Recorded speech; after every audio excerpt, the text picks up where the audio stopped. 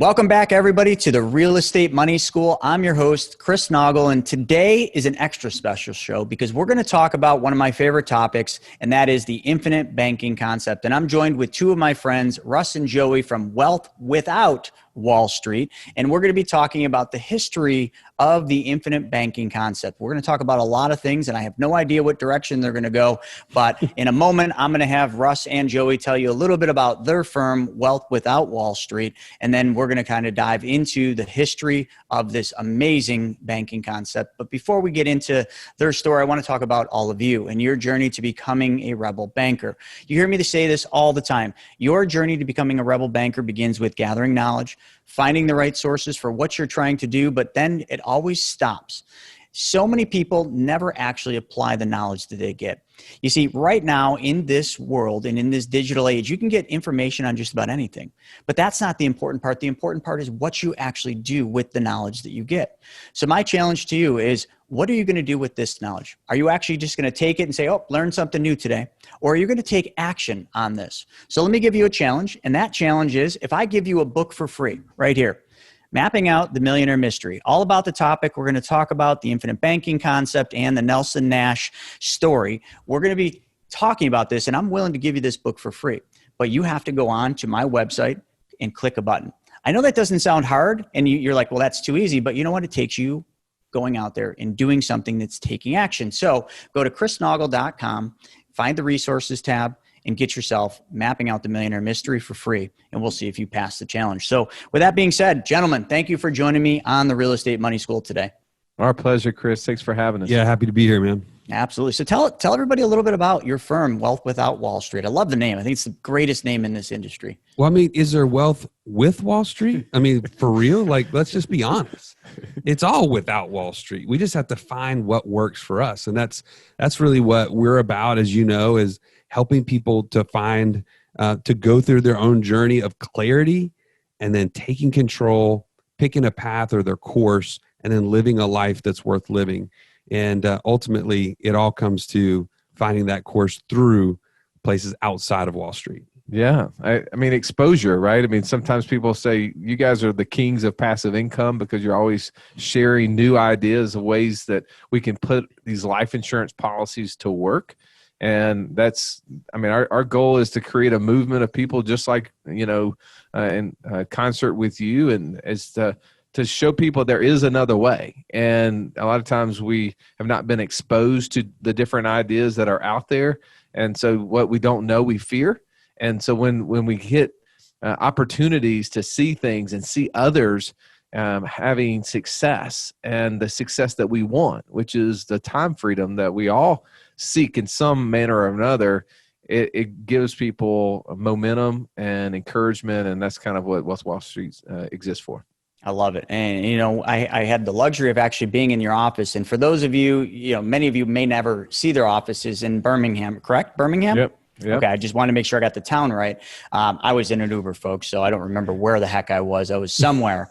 And you pull up to their office, beautiful office, but when you walk in, it is so cool. It is just one of the coolest office spaces I've been in a long time, and I had the luxury of sitting right in those chairs there in your podcast studio. So I'm excited to have you on, and I think you guys are doing some amazing things. I know you guys have your community, which is really doing a lot of good for people out there, and we're going to talk a little bit about how my audience can get involved in your community and learn a whole lot of stuff outside of what you're going to get on this podcast. But the real topic of today is infinite banking concept. So if I were to ask you, what is the infinite banking concept? And then second that with, where did it begin? How would you answer that question? Well, I'll jump in there, Joe. You fill in the gaps. I'm sure I'll leave a few. Infinite banking is a process, right? A lot of people associate it with life insurance because that's the product that is most often used to facilitate the process. But infinite banking is just a process of how to account for your cash having a cost. People don't realize that every time we spend money, we are either we're dealing in financed dollars. We're either borrowing our money and avoiding or unearning the interest that it could have earned for us. That was a really complicated way to say that. Giving up the interest we could have earned. Yeah. Is that a better Losing way? the That's an interest that we easier way could to have say it. Giving have up, losing, both good ways. I have a knack for complicating the simple. But the second way is that we borrow money from someone else and we pay them interest for the use of it. And Nelson Nash just really showed and identified this area and said, if we could participate in a system where we deposit money into an account that we're a controller and owner of, and we could borrow money against that and be able to then take over debts that we have outstanding, as well as use it to finance the assets that we're purchasing, then we have in essence become a bank. And there's no limit to the amount of ideas that someone can do that with. And so that's why he called it infinite. And he goes through talking about, imagination is one of the key ingredients in this, because when we use our imagination, our minds are capable of coming up with ideas that are beyond our imagination, if you will. And I want to highlight that key aspect of the infinite banking concept. More people focus in on the actual product of life insurance as like they get fixated on that part of this whole process or this concept. But as you get access to cash, that is really the power behind infinite banking, in my opinion, because what most people are used to doing is putting money away and not having access to it, so their mind shuts off. Literally, it goes to sleep, and they can't see opportunities that are coming in front of their face every single day. Like, Chris, I love hearing all the stories of the things that you've done over your career and the ideas that you've come up with, because you are looking for opportunities and you see them everywhere you go. Well, once you have access to your own capital, again, that's what we're really doing. We're unlocking that imagination feature. The thing that has fallen asleep is coming back to life. It's waking up. And now you've got access to capital. You just start seeing opportunity after opportunity after opportunity. So the infinite part of this concept, for me, I would say over the last 3 years, as we've been interviewing people all over the country on our podcast, we are now more and more aware that, man, we are surrounded by opportunities, and we just have to figure out which ones work best to get us to financial freedom. You mentioned the second part of your question was, where did this originate? Yes. And Nelson Nash is credited with the book, Becoming Your Own Banker. He's the one that really identified that feature of putting those two things together, taking life insurance and identifying our need for cash is much greater than our need for death benefit, right? As it relates to the life insurance world, because life insurance companies have been around going back almost 200 years now. So the use of cash in a life insurance policy is nothing new to the American society. I mean, you can go back and find banks and institutions that have been talking about it. I mean, one of the, what is the Miracle on 34th Street movie? There was an example where he was there and he was trying to use his the equity in his life insurance policy as collateral, right? So that's a 50-year-old movie or so that it was just showing that life insurance has been a tenet of the financial community for a long, long time. But what we have seen is the divesting of people actually storing their own capital in places that were safe and guaranteed and provided them the provisions of being able to use it to the world of Wall Street, which is more of, hey, glamorous opportunities for high returns. But in order to do that, you've got to give up access and control. We're going to have to manage this for you for the next 30 to 40 years while you're working head down, whether you like your job or not. And infinite banking is really just showing, okay, hey, this is how it was done forever. Can we not do exactly what the corporations and the big banks are doing and use the same process just on a you and me level?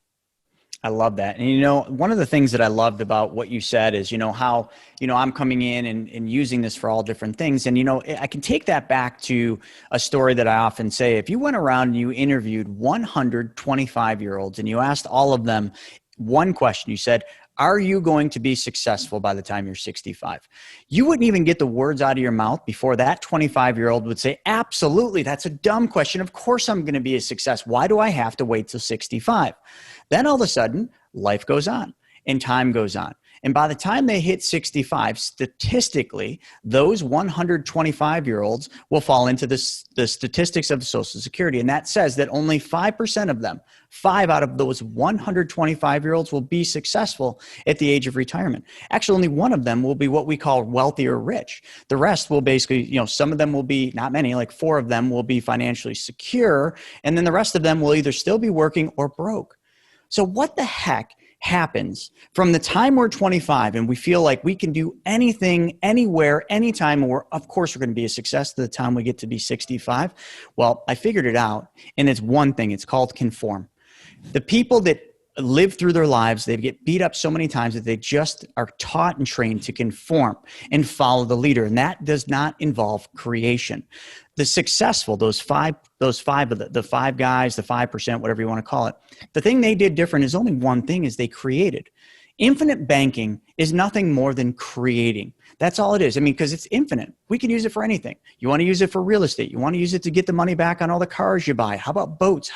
Heck, eventually someone's going to use this system to fund a rocket that's going to go to Mars. I mean, really, where does it end? It doesn't end, because it's infinite. And only thing that stops it from ever becoming that is your ability to create the ideas of how this can be used, because you said it's a process. It's a banking process. It's taking back control of your money. And if you take back that control, once you've got the control, how can you not create? How can you not have access to your money, be in control of your money, and not say, what do I do with this? Do I just sit there and keep it in the account and like a stagnant pond? No, man, I wouldn't eat a fish from a stagnant pond. I want my money moving. So I got to find and create things. And I think that was great that you said that. So when I embarked on this journey of creating the history of IBC or this documentary that we're creating, it's been difficult because I'm trying to go back and figure out, where does this thing start, and then take it back through to today. So the things I've pieced together so far is back in the days of the Rockefellers or the Rothschilds, and those are long-standing, incredibly wealthy families. You will find traces throughout both of those families of them using whole life insurance. Now, they used it a lot for passing on legacy, so that their family, when one of them graduated, nice way of saying died, the funds would go to the trust, and future generations would then benefit and be able to basically build upon that family's wealth. But they also use the cash value while they were using, and you can find traces of this with the Rothschilds and what they did back in their days, because they wanted more security, and they found that financial institutions weren't as strong as mutually owned insurance companies. So they used them. Then as you go through, you start seeing what you talked about, and I'd love for you to share your take on banks. Banks have been using mutually owned insurance companies and whole life insurance for a very long time. I don't know how long, but 100 years, maybe even longer.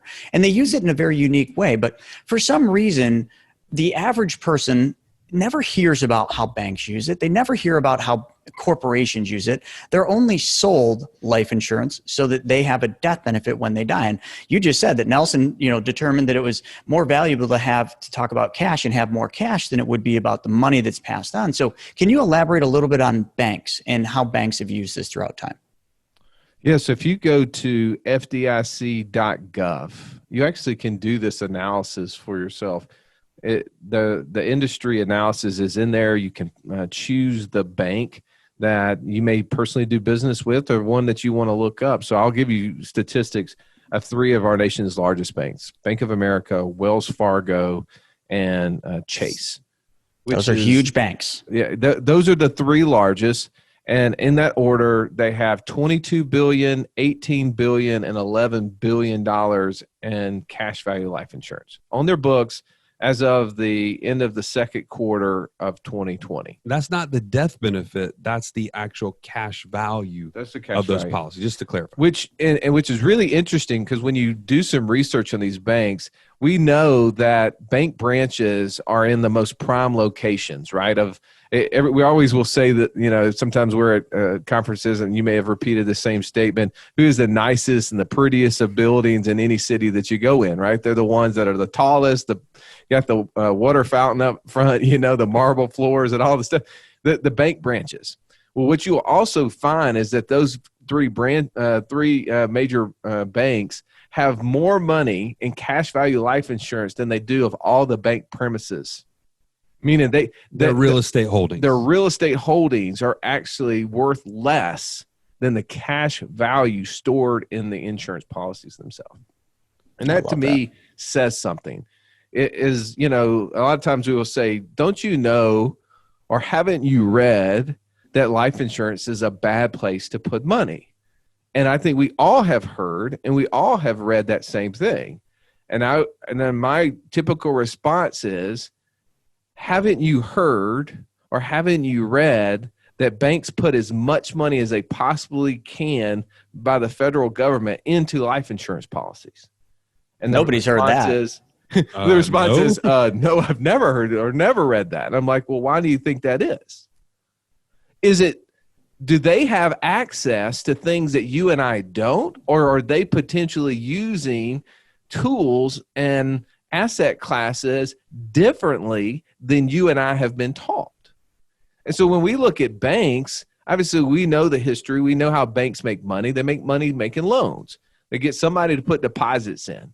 Well, the thing is that also banks have requirements to preserve certain capital.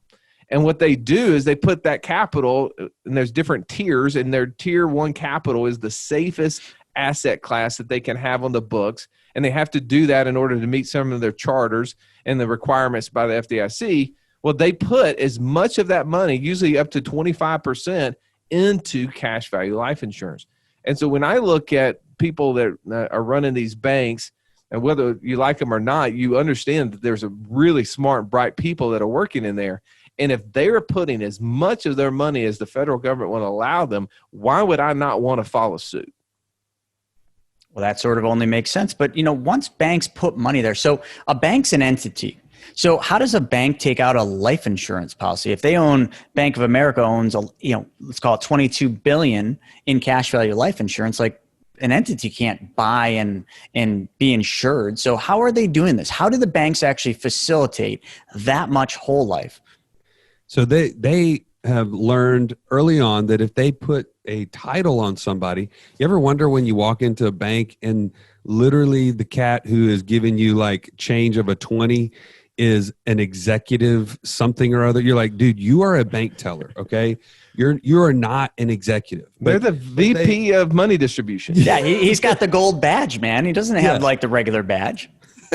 So they're vice president of cash management or something like that. But they all have a title that it really is inflated if you know what they actually make and then what they do.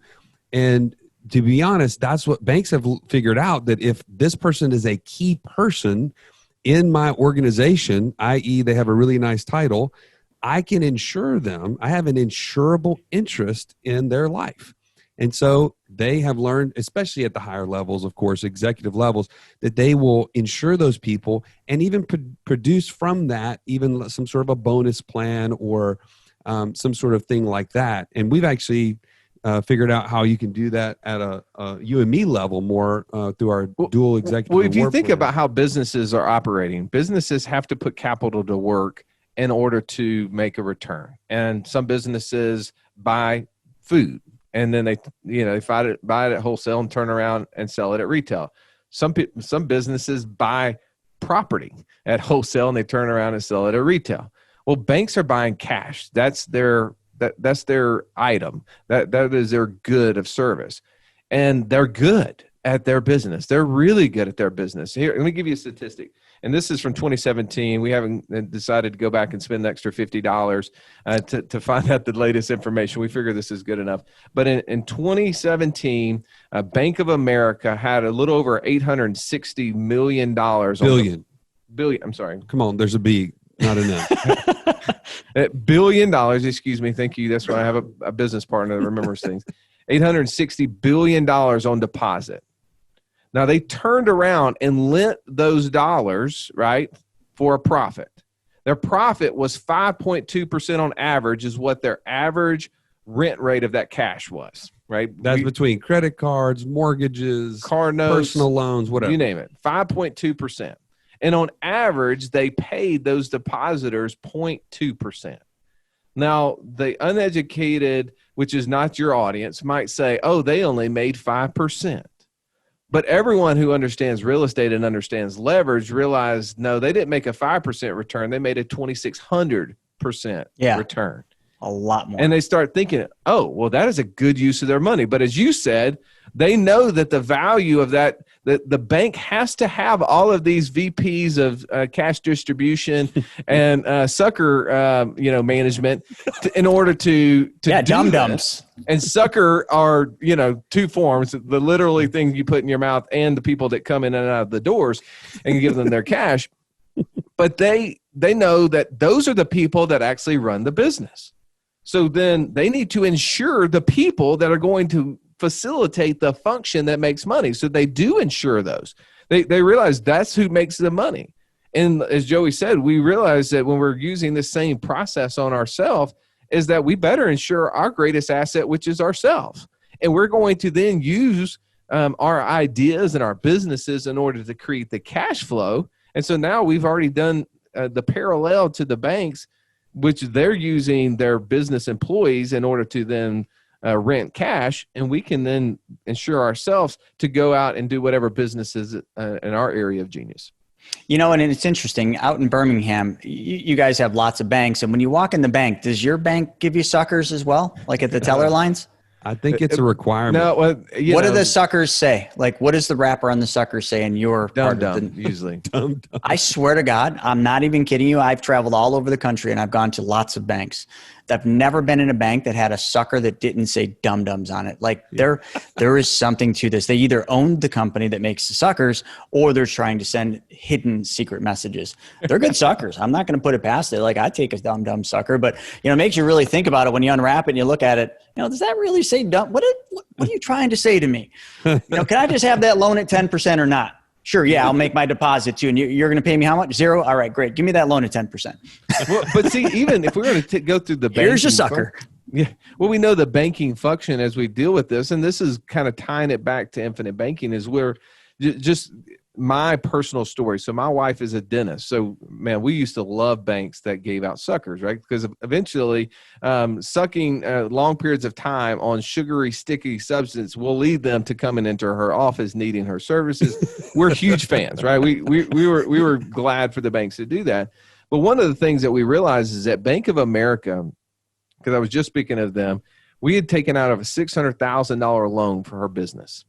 And we were happy to start our business and we were doing well with it. At the same time, this all happened. Her father, about a year earlier, had inherited Bank of America stock.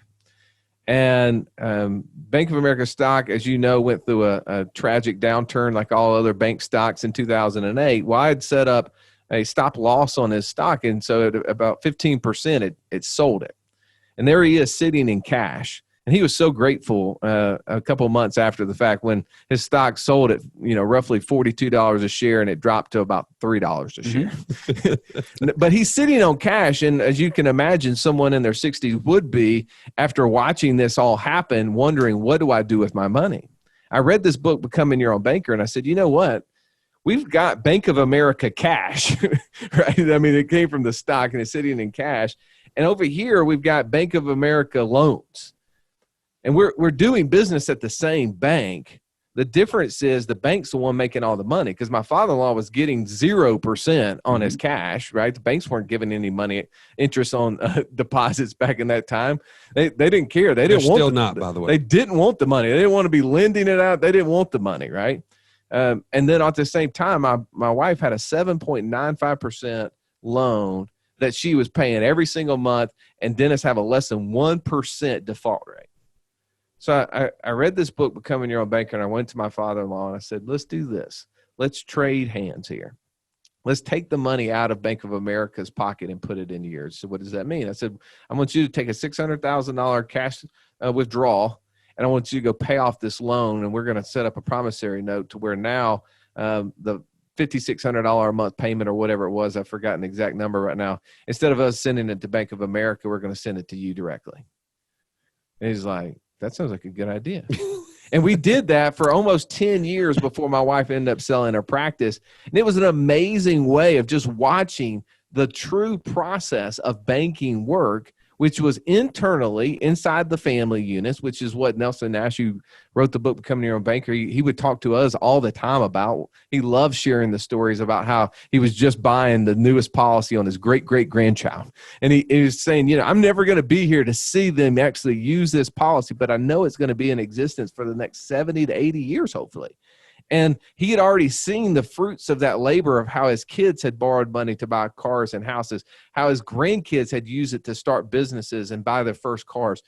And he's thinking about how this whole internal family unit was going to use this whole insurance policy through the infinite banking concept to facilitate stuff that he had seen banks and other businesses do for years. Well, and that I want to point this out. That's something Nelson always said was banking is. And he would say it in a really dramatic way. I can't even do it justice, but he would say, banking is. And he had this kind of long, drawn-out thing at the end. And he was right. It is happening whether you participate or not. And the infinite banking concept is just that. It's however quickly you can do it, it's taking over the function that someone else is benefiting from. And it might as well be you. It might as well be your family unit. As Russ just explained, they did. You can do the same thing. You just have to start taking the steps, as little as they may start out to be or as big, but you have to take control of your own finances, and that is including the banking function. I love it. And I love how you did that example, of that money that was just sitting in cash, and you got this loan over here. You just traded hands. And all you did is you just changed who gets the check. Bank of America wasn't getting that monthly check from your wife. Your father-in-law was, if I'm saying that properly. That's right. That's right. And in doing that one simple thing, you are literally performing the banking functions in your life. Now, then once you do that and you're like, hey, that's pretty cool. How many more times can I do this? And you start looking at all the things. This is that creativity, right? You're like, my wife's car, why are we paying M&T Bank that money every month for that car? Let's take that back. Well, why are we giving KeyBank this money on this line of credit? Well, let's take that back. Then you run out of things to take back. And you're like, hey, this is pretty cool. But then all of a sudden, like all that money you took back just keeps piling up and you got all this money. And now you're like, well, now what? Okay, Wait a minute. Now you're leading us to another thing Nelson said. Go for it. So he, in his book, I'm just quoting things from the book here, but he said, he who has the gold, this is the golden rule, by the way. Everybody knows the golden rule, but he would say, he who has the gold makes the rules, right? And I would even expound on that further and say, opportunities find cash. So as you've done this, you started taking over this banking function, you start having to like stack up cash and you're like, what do I do with it? And you have to start thinking differently like a bank, which is a whole nother conversation we can probably get into. But the bigger thing is people start finding you. If they know that you have cash, by the way, I've done private mortgages, private car loans. I did a very not so good investment on a inventory on a retail store. Don't do that one. Yeah, don't do that. No restaurants, no retail. But in numerous, it's led to numerous things, flipping land, doing short-term rental businesses, and so many other things. But he who has the gold makes the rules. And I want to point that out. Nelson is extremely wise in this concept because it absolutely plays out the exact way he talked about in his book. I love that. It's something that I started learning many, many years ago when I was struggling and trying to figure the world out. I had one of my mentors and now my business partner say to me, he says, the most important thing and the most powerful thing in the real estate world is being the bank. And I'm thinking, great, yes, that is. So when I flip enough houses and I've got all this money, then I can be the bank. But he wasn't even talking about having your own money. He was just talking about the art of actually making loans and being the bank and figuring out how to mimic the bank. And that was a long time ago. He wasn't talking about infinite banking. He was just talking about banking, period. So right back to what you're saying. And then now today, like I've gotten to that situation, that example I was giving you where you just keep paying all these things off. And now all of a sudden you've taken all the money back and you're like, now what? I got these big piles of cash. Like I can't leave that money here. That's like leaving my money in a stagnant pond. And I don't want my money to start losing money to the government's inflation tax. That's what I call it. I don't even call it inflation anymore. I just call it inflation tax. I got to move it. So then I started lending it out, and I just started saying, okay, well, when I go to the bank, what do I do to underwrite the loan? And I started learning how to be an underwriter and mitigating risk. And what are the safe things? Not retail inventory, not restaurants. Sorry, had to give you that jab. Yes. And I chose to lend on real estate. So now I lend money out at 10 to 12%. And, you just keep doing that. And how many times can I do that? And it's the most fascinating thing that I think I've ever gotten into. And to say that I'm just a little obsessed with it is a grand understatement, which is why I'm doing the history on it.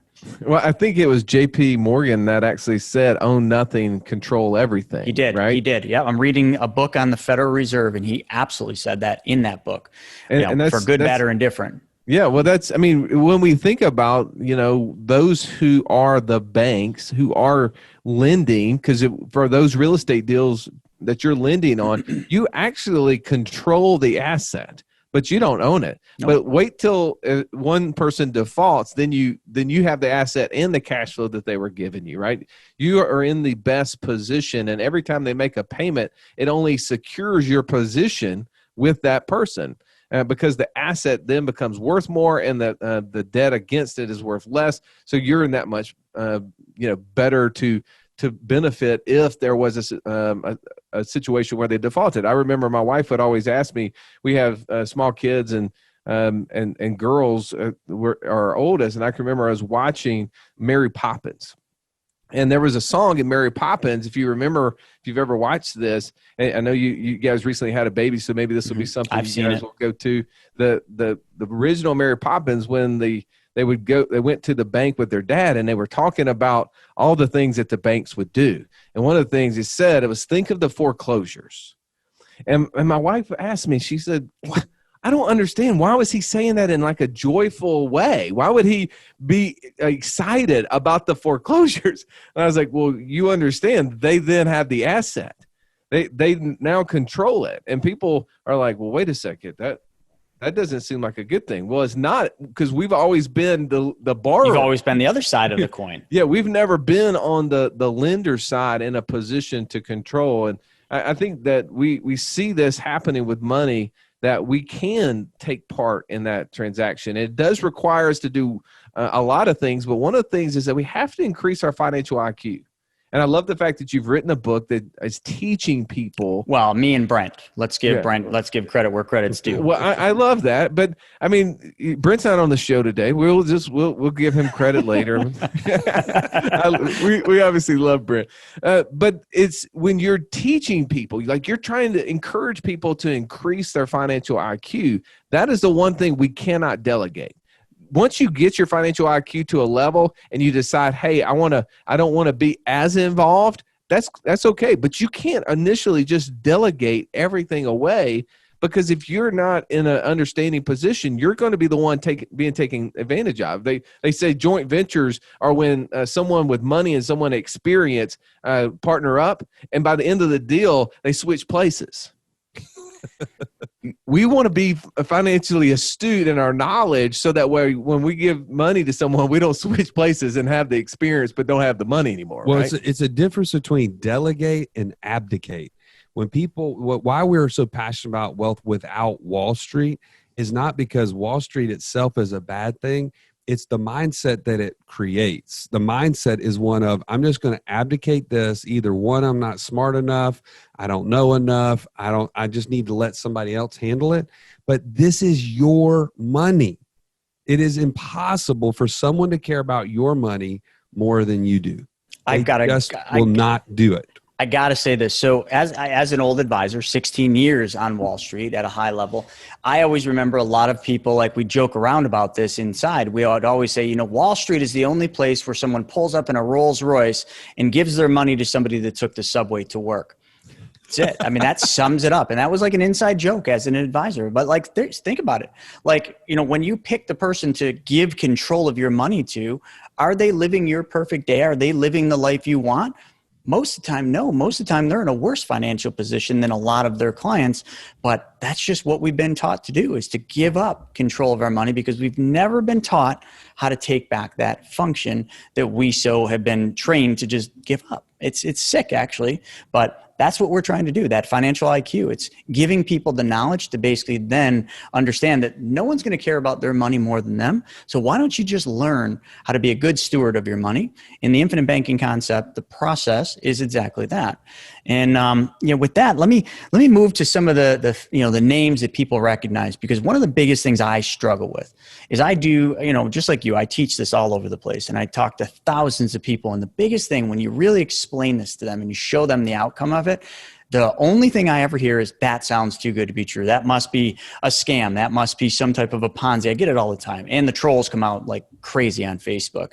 But in doing that, I always say to people, I say, okay, well, if this is too good to be true, then explain to me, I go back to the Rockefellers, the Rothschilds, but then I talk about Walt Disney and how Walt Disney, when he started Walt Disney World, the banks wouldn't give him a loan. So he took a loan from his cash value life insurance, just so happened to be a whole life policy. Then after that, how about Mr. Ray Kroc with I almost said Burger King, with McDonald's? Like, tell the story of him. His is awesome. He basically used loans from his whole life to fund the Ronald McDonald marketing campaign, and he used it to fund his employees' payroll in times when things got rough, when he was scaling and building it. So that was how. Go ahead. No, what I didn't know about him, I do know about J.C. Penney's. That was one of the ways that which is obviously one of the latest casualties of the. I know, COVID. James Cash Penney. Yeah, that was, he started his business through a loan. I'm blanking on the name. I've been trying to search for it. But who was the lady who started the Tupperware? Chef. Pampered Chef.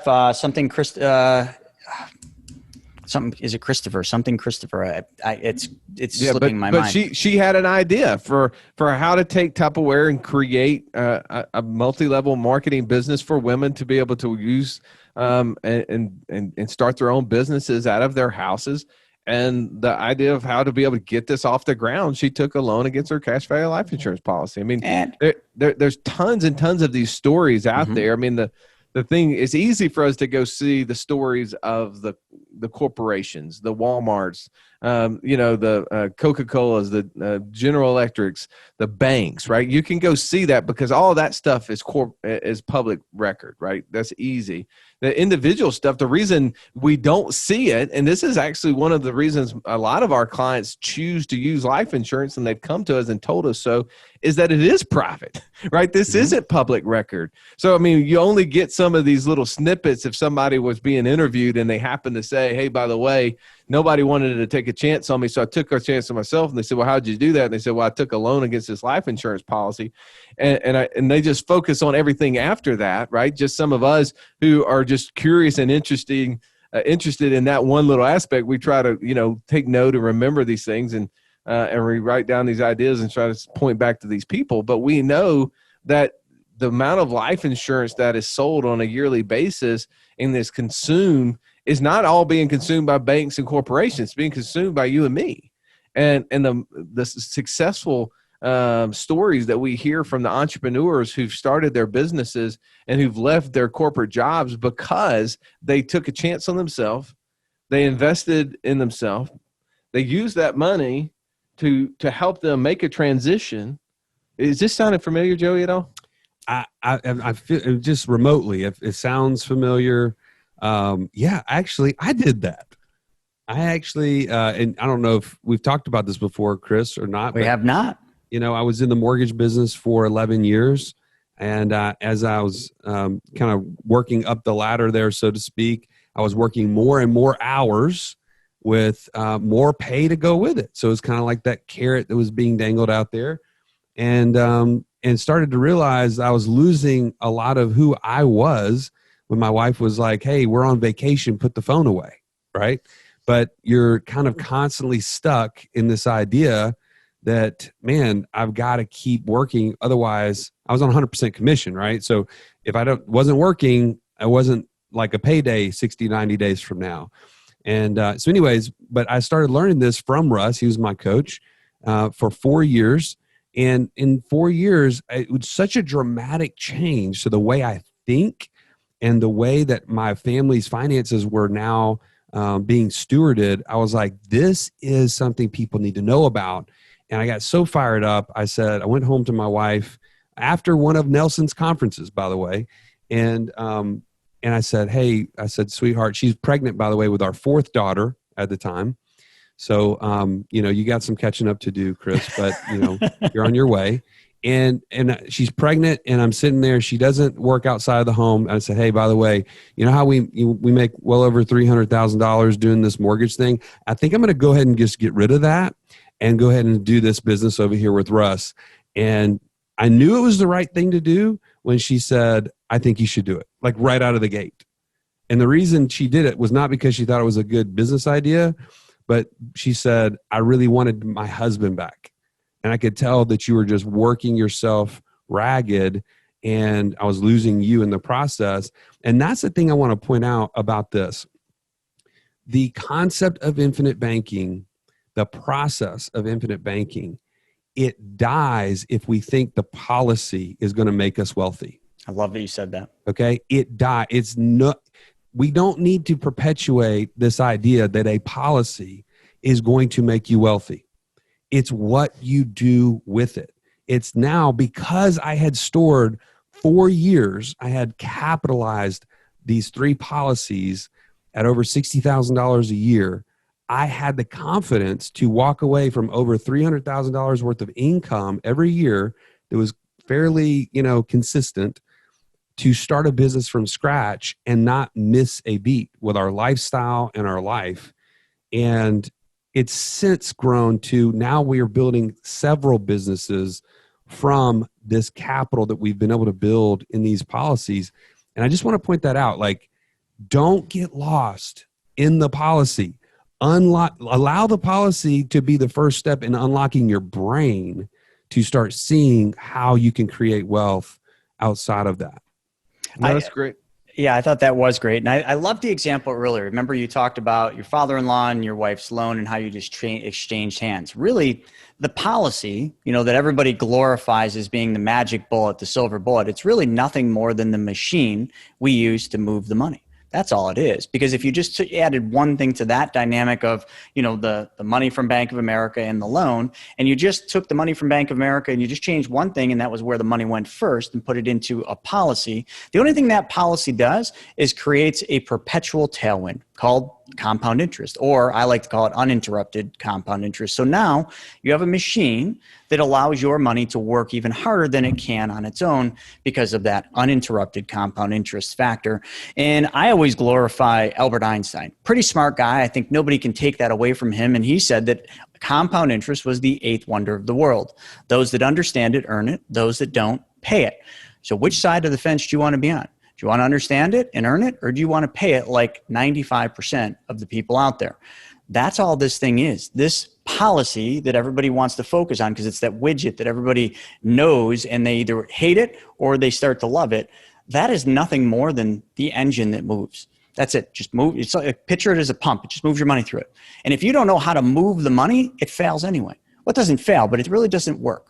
So I love that you said that, and that's all this is. So I know you hear it and I hear it, that everybody talks about, the policy, Dave Ramsey, Susie Orman said it's a terrible place to put money.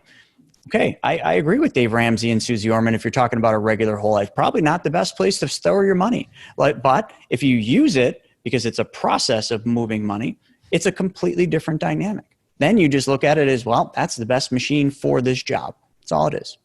No, you're right. I mean, but I would say this too, is that Ray Kroc, Doris Christopher, by the way, that's Doris name, Christopher. but, yes.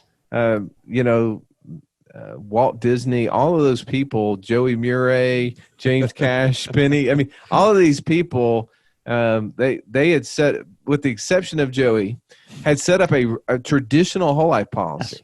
They didn't have all the riders and things that we have now that accelerate the cash. But what they had was capital. They had equity. They had access to that capital and equity, and they allowed their imaginations and their skill sets to take advantage of that access to propel them to great lengths. And I've seen Joey do that with our business. I'm so grateful that we wouldn't be sitting here on this conversation with you if that wouldn't have happened. But, man, Chris, thank you for having us on the show. This is always fun. Anytime you want to bring us on to talk IBC, you got 2 willing participants. I think by the way, great. Chris, just as a parting kind of thought here, the ideas that we're sharing right now, we have actually taken steps, and I know you're a part of it. So I want to just open up for anybody that is interested to be surrounded by other people constantly looking for ways and ideas to unlock their thinking. They need to be a part of a community. And we built that on our app. You can download it in the App Store. But we'd like to actually give a special link here for people to go to wealthwithoutwallstreet.com/money school. And that'll give you free access. And you can actually get a free trial even into a specific inner circle that we have where we're really talking IBC at a deep level. If you don't want to be totally nerding out, don't join that, please. But yeah, we'd love to have the conversation continue there for anybody that's interested. So folks, like I became part of this community. I don't know, how long ago was that? A year, 2 years ago? Yeah. Whatever it was. I became part of this when they were first coming out with it. It's phenomenal. And, I didn't know they created this link for what we're doing here, but it's wealthwithoutwallstreet.com/money school. Money School. I love it. And you guys can take part of it and try it out for free, and you'll love it because, hey, the more people or the more times you can get around the campfire with people doing what you want to be doing, the more you're going to learn. So here's your open invite to the campfire. You don't even need to bring the marshmallows. They've got them for you. So you guys, thank you so much for joining me for this episode. It's been awesome. No, it's our pleasure. As always. For all of you watching this episode, this has been a great one, and I hope you learned something. And again, earlier I gave you a challenge of getting a free book. Now I'm going to give you a real challenge. wealthwithoutwallstreet.com/money school. It's free, folks. Get around the campfire. Learn how this works. Talk to people doing the things, creating things. Stop playing and surrounding yourself with people that just conform with the average. Your life will be better the other way, and it's proven. So folks, thanks for joining us for another episode of the Real Estate Money School. We'll see you on the next episode.